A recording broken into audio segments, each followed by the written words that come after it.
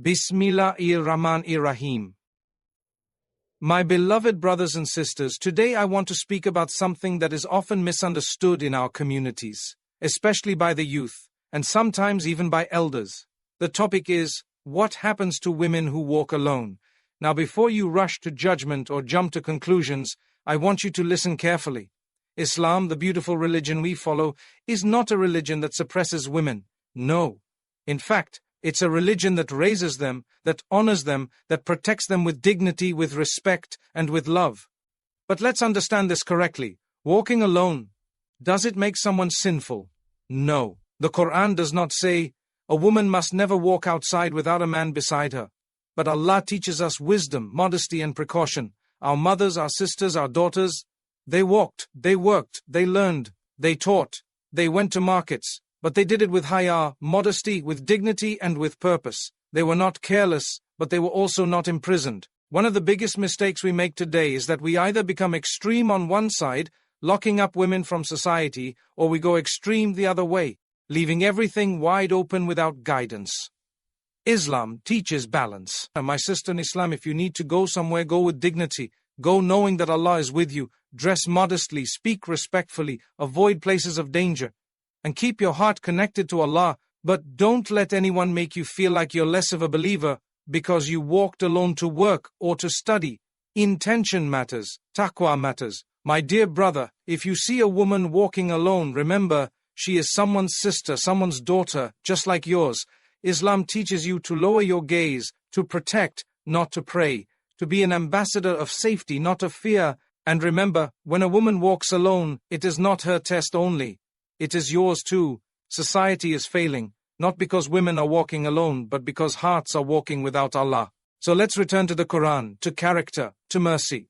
Let's create a community where our sisters can feel safe, respected, and valued, not just by law, but by love and by faith. May Allah protect our women, guide our men, and give us all the understanding to walk with taqwa, whether alone or with others, in this dunya and toward Jannah.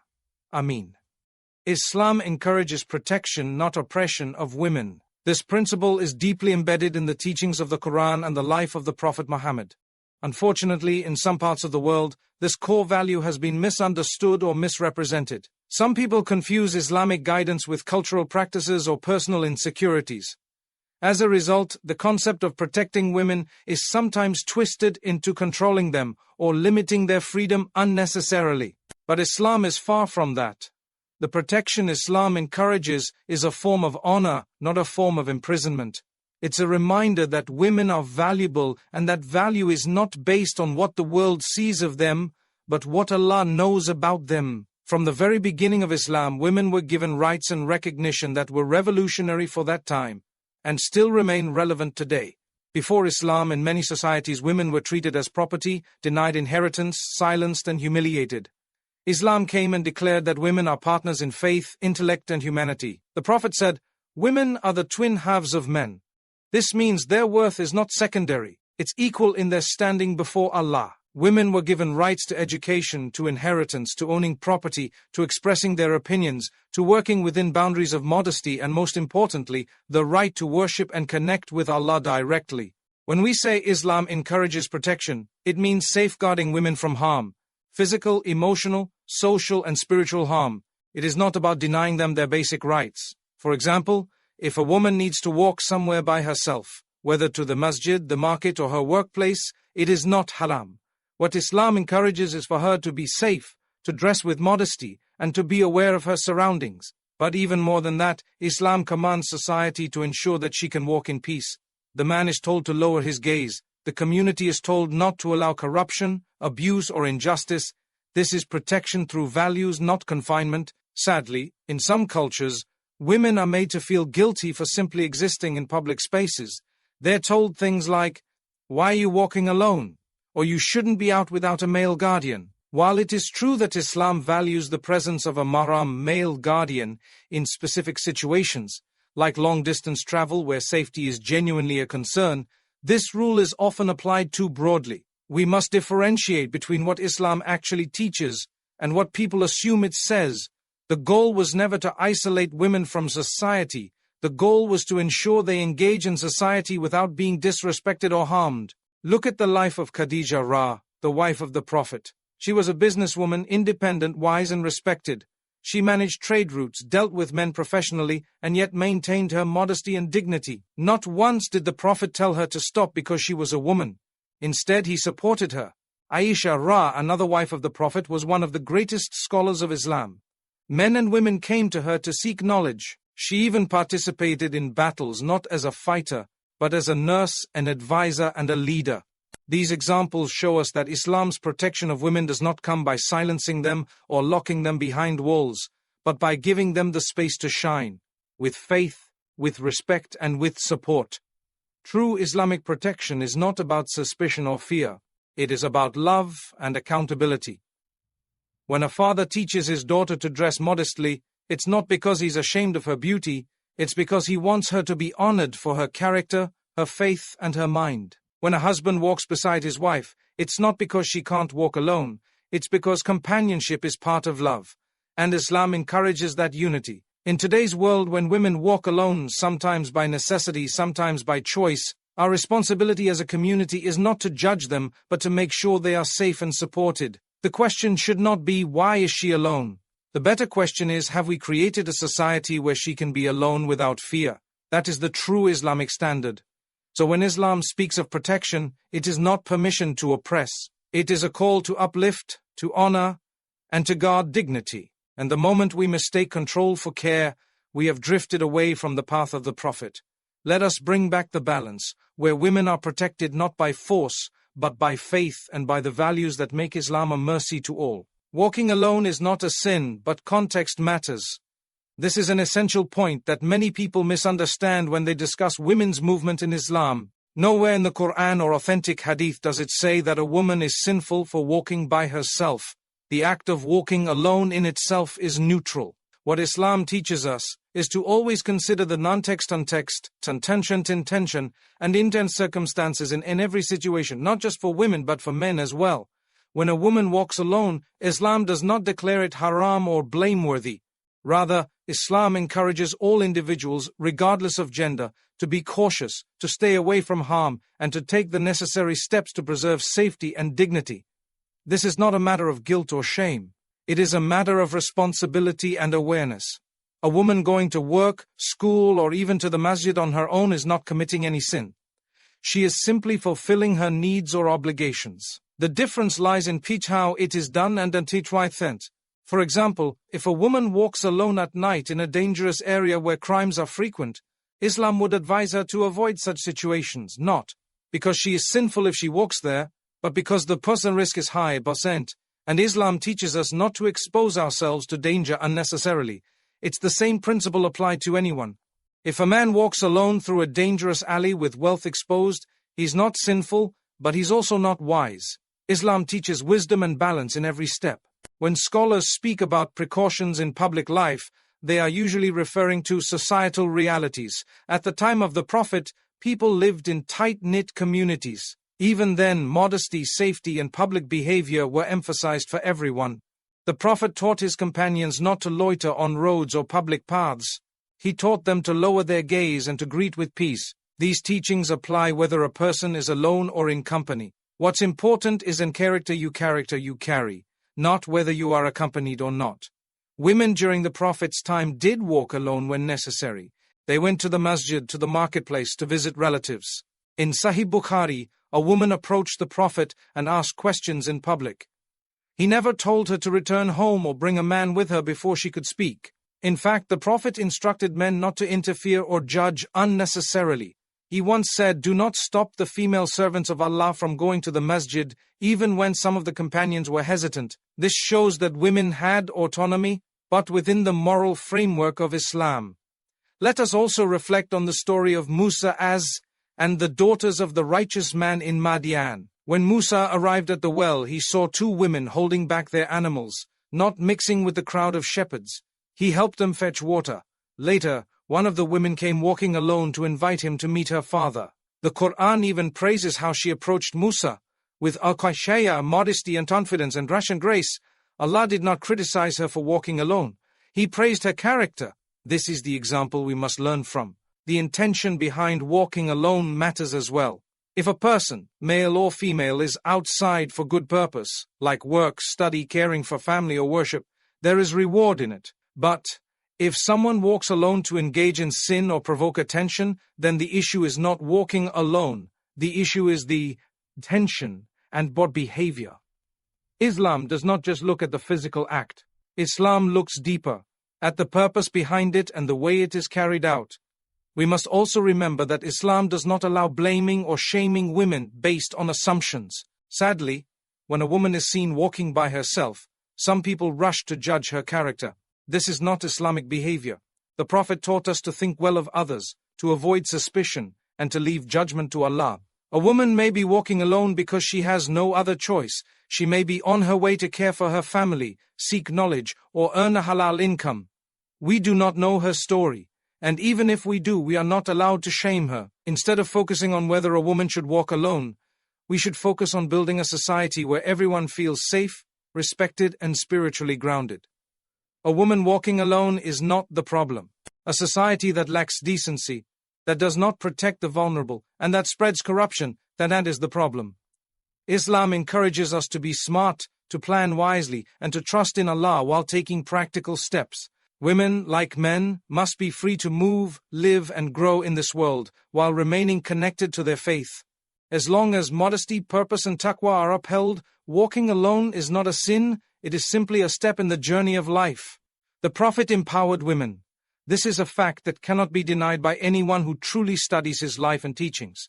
From the very beginning of Islam, women were not sidelined or silenced. They were at the center of the message, actively participating, learning, teaching, and contributing to the growth of the Muslim Ummah. The empowerment that Islam gave to women under the leadership of the Prophet was revolutionary, especially at a time when women were often treated as property, buried alive as infants, or denied the most basic human rights. When we say that the Prophet empowered women, we're not talking about empowerment in the modern, shallow sense of just allowing visibility or worldly success. We're talking about a deep, spiritual, intellectual, and social empowerment rooted in faith, honor, and responsibility. He gave women the space to worship, to lead, to express, and to serve, not only their families but their communities and their religion. Take the example of Khadija bint Khuwaylid Ra, the Prophet's first wife. She was a wealthy, successful businesswoman who employed men, managed trade routes, and made independent financial decisions. When she married the Prophet, she didn't lose her independence. In fact, her wealth and support became the foundation upon which the early Islamic message was nurtured. She believed in the Prophet when no one else did, and she used her resources, intelligence, and strength to help him in his mission. Never once did the Prophet diminish her role as a woman or a partner. He valued her so deeply that even after her death he remembered her with love and loyalty. Then we have Aisha bint Abi Bakr Ra, another one of the Prophet's wives and one of the greatest scholars in the history of Islam. She was bold, brilliant, and articulate. She narrated over 2,000 hadiths and was consulted by senior companions on matters of fiqh, Islamic law, theology, and medicine. The Prophet encouraged her knowledge. He didn't silence her, he celebrated her. This is true empowerment, where a woman's mind and heart are allowed to grow in the light of divine guidance and where she becomes a source of benefit to the entire ummah. Let's not forget Nusayba bint Ka'b Ra, a woman who took part in battles not because she sought war, but because she felt a sense of duty to defend the Prophet. At the Battle of Uhud, when many fled, she stood firm with her sword, shielding the Prophet with her own body. He praised her courage and faith. Then there's Asma bint Abu Bakr Ra, who risked her life to smuggle food to the Prophet and her father while they were hiding in the cave of Thor. Her bravery was as critical to the hijrah as the strength of any man. These are just a few examples, but the list goes on. Women were scholars, warriors, poets, caregivers, businesswomen, and spiritual leaders. The Prophet didn't stop them from participating in society. He guided them on how to maintain their modesty, integrity, and faith while being active members of their communities. When some people today say a woman shouldn't do this or that, they often speak from culture, not from the Sunnah. The Prophet never generalized women as weak or incapable. In fact, he reminded the Ummah to treat women well, to honor them, and to support them. He said, "The best of you are those who are best to their women." That hadith is not just about marriage, it's about how society treats women in general, with respect, with kindness, and with appreciation. Unfortunately, in some cultures, religious teachings are distorted, and women are confined more than they are protected. They're told to stay silent rather than be educated. They're discouraged from leadership, even though the Prophet welcomed their leadership when it was rooted in taqwa. Islam does not discourage strong women, it encourages righteous strength in both men and women. We must revive the spirit of the Prophet. We must go back to the original sources and ask ourselves, how did he deal with women? How did he empower them? How did he value their voices and their roles? Empowerment in Islam is not about copying others or seeking worldly validation. It's about fulfilling one's purpose with dignity, guided by the Quran and Sunnah. The Prophet showed the world that women are not behind men, they are beside them in the journey to Jannah. And any society that wishes to succeed must uplift its women in the same way the Prophet did, with wisdom, compassion, and honor. Taqwa, or God consciousness, is a core value in Islam, and it is commanded equally for both men and women. Allah does not distinguish between genders when it comes to spiritual responsibility. The same Quran that says lower your gaze to men also says lower your gaze to women. The same Quran that says be mindful of Allah applies to both. Islam does not have two standards of righteousness, one for men and another for women. The standards are the same because the soul does not have a gender. What Allah looks at is the heart, the intentions, and the actions, regardless of whether the person is male or female. In Surah Al-Hujurat, Allah says, "Indeed, the most honorable of you in the sight of Allah is the one with the most taqwa." He does not say the most honorable man or the most honorable woman. He says the one with the most God consciousness. This tells us clearly that spiritual elevation is based on one's relationship with Allah, not their gender or societal role. Taqwa is the foundation upon which every believer is expected to build their life. It influences how we speak, how we walk, how we deal with others, and how we handle situations, especially when no one else is watching. Unfortunately, in many communities today, there is a heavy emphasis on how women should behave, dress, and carry themselves, while the same level of attention is not given to the men. Islam, however, is balanced. If a woman is taught to dress modestly, then a man is also taught to lower his gaze and control his desires. If a woman is instructed to avoid places of temptation or unnecessary mixing, then a man is instructed to fear Allah and respect every woman he sees, whether she is modest or not. Taqwa is not only for the one who is visible, it is also for the one who is looking. The problem arises when we burden women with the responsibility of maintaining society's morality while excusing men from theirs. Some people will say, she shouldn't walk there, or she shouldn't dress like that, but they won't say, he shouldn't stare, or he should lower his gaze. This double standard is not from Islam. The Prophet Muhammad held everyone accountable. He never told women, you are the reason for fitna. Instead, he warned both men and women to guard their hearts and avoid temptation. Taqwa is a shared duty. When we speak about a woman walking alone, for example, it is often framed as her responsibility to avoid fitna. But what about the men in that environment? Are they not responsible for their behavior? Are they not commanded to be people of taqwa, whether they're in public or private? A woman walking alone does not cause someone to sin. His lack of taqwa does. This is why the Prophet always emphasized internal purification more than outward control. A man with taqwa will fear Allah whether he's surrounded by women or completely alone.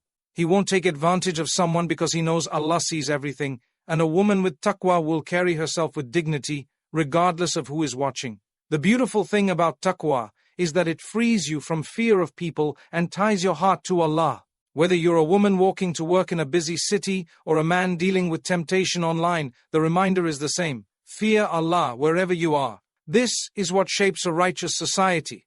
Not control through fear, but transformation through taqwa. When individuals focus on their own accountability before Allah, they begin to behave with integrity, modesty, and respect. That's when trust is built in communities.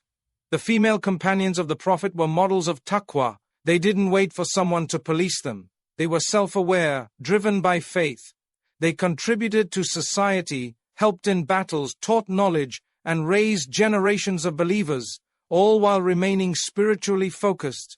Their actions were not shaped by who was watching, but by the consciousness that Allah is always watching. Men too had the same expectations. The Prophet corrected men who crossed boundaries. reminded them of their duties, and expected them to rise in character. That balance must return today. Taqwa should be taught in homes, in schools, and in mosques, not just to women, but to everyone.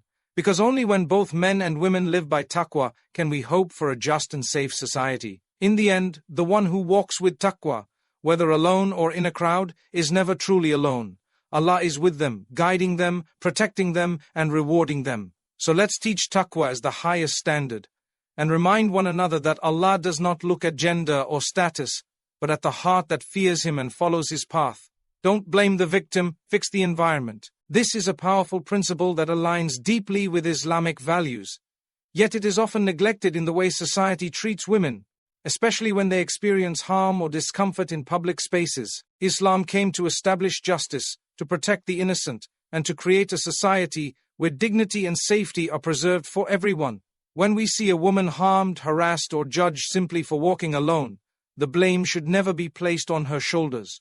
Islam teaches us to look at the root causes, to fix the environment, to educate people, and to hold the right individuals accountable. In too many communities, when something goes wrong, the first question asked is, what was she doing there? Or what was she wearing? This type of thinking is deeply unjust and completely contrary to the example of the Prophet Muhammad. He never blamed the vulnerable for the wrongdoing of others. Instead, he addressed the source of the problem with wisdom and fairness. If someone committed a sin or oppressed another, the Prophet would guide them, correct them, and remind them of their responsibility before Allah. He didn't allow the oppressor to hide behind excuses, and he didn't shame the innocent. Blaming the victim creates a culture of fear and silence. It discourages women from speaking out, from seeking help, and from living their lives with confidence and dignity. It makes them feel like they are always at fault, no matter what they do. This is not the Islam that was revealed to uplift women and restore their rights. Allah does not hold someone accountable for the wrongs committed against them. In fact, the Quran and Sunnah repeatedly defend the oppressed and promise justice to them, even if the entire world stands against them. Fixing the environment means creating a space where women can walk, work, learn, and worship without fear. It means educating men and women about mutual respect, personal responsibility, and taqwa. It means building a culture where inappropriate behavior is not tolerated or brushed aside as something normal. Islam doesn't allow injustice to be normalized. When we accept harassment or mistreatment as just how things are, we are failing to uphold one of the core teachings of our deen, standing up against wrongdoing, even if it is within our own families or communities. The Prophet took steps to protect the safety and honor of everyone in society. He taught men to lower their gaze and to control their desires, not to expect women to carry the entire burden of public morality. When a man stared too long or behaved inappropriately, the Prophet would not stay silent. He corrected them publicly so others would learn. One such incident is narrated in Sahih Muslim, where the Prophet turned a companion's face away when he kept staring at a woman. He didn't scold the woman. He corrected the man's gaze. This is the balance and justice of Islam. The Prophet also ensured the masjid was accessible and safe for women. When women came to pray, he didn't ask them to pray at home or blame them for being present. In fact, he explicitly said, "Do not prevent the female servants of Allah from attending the mosques." He also assigned a separate exit for women to reduce unnecessary interaction and protect their comfort. This shows us that the Prophet addressed environmental factors to maintain dignity, not by banning women, but by improving the space around them. We have to ask ourselves, are we building such environments today? Are our streets safe? Are our masjids welcoming? Are our workplaces respectful? If not, then we need to stop pointing fingers at women who are simply trying to live their lives and start holding the right people accountable. Whether it's through education, enforcement of laws, or community reform, the burden of fixing society lies with all of us. Islam is not about restriction, it's about responsibility. Every man and woman is responsible for their own actions, but society is responsible for protecting the weak, the innocent, and the vulnerable. When we blame the victim, we abandon this responsibility. When we fix the environment, we fulfill it. So the next time we hear about a woman who was harassed or judged for walking alone, let us not rush to question her choices. Let us instead ask, what kind of society have we built? Are we upholding justice the way the Prophet taught us? Are we creating spaces where women are respected, not just protected? Blaming the victim only deepens injustice, but fixing the environment honors the very spirit of Islam. a religion sent to remove darkness and replace it with light, to remove fear and replace it with peace, and to protect every soul with dignity, mercy and truth. Rely on Allah, but tie your camel. This profound statement from the Prophet Muhammad teaches us the perfect balance between faith and action. It means that as believers, we place our full trust in Allah, but we do not neglect the worldly steps and precautions that are within our control. This concept is essential in every area of life, whether it's seeking sustenance, protecting oneself from harm, or even when a woman needs to walk alone.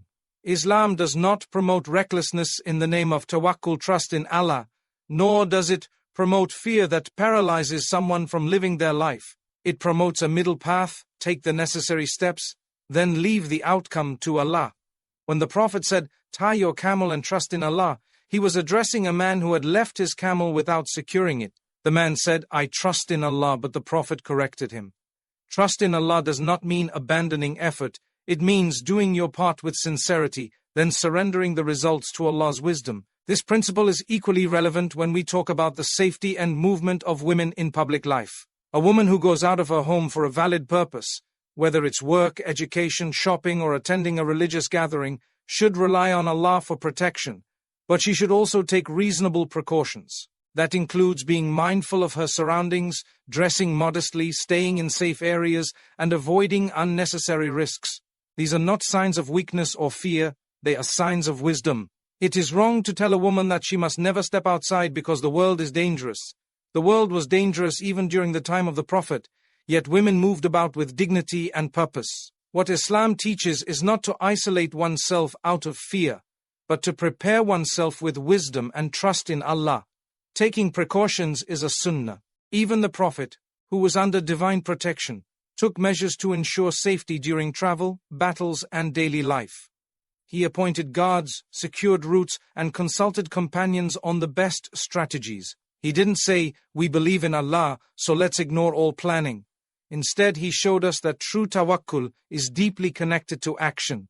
When a woman walks alone, she is not doing something sinful or wrong. However, like anyone else, she is encouraged to take the path of safety and thoughtfulness. That might mean letting someone know where she's going, avoiding isolated areas, and being prepared with the tools and mindset to deal with unexpected situations. These actions do not cancel her faith in Allah. In fact, they complement it. She's doing her part, and that is what Islam requires. At the same time, we must remind ourselves that after all precautions are taken, the heart should not be attached to those measures. Protection ultimately comes from Allah. There are people who take every step to stay safe and still fall into harm, while others do very little and are saved by Allah's mercy. That is the nature of this world. We are not in control of everything, but Islam teaches us to meet effort with prayer, preparation with trust, and planning with remembrance of Allah. It's also important to understand that tawakkul brings peace to the heart. A woman who walks alone with the remembrance of Allah in her heart, reciting du'as for protection, and placing her trust in Him, will feel a calmness that no security system can offer. The Prophet taught us powerful supplications for travel and protection that serve as spiritual shields. These du'as are not just rituals, they are affirmations of trust in the one who sees what we cannot see, and who guards us when we are most vulnerable. We live in a time where fear is common, and caution is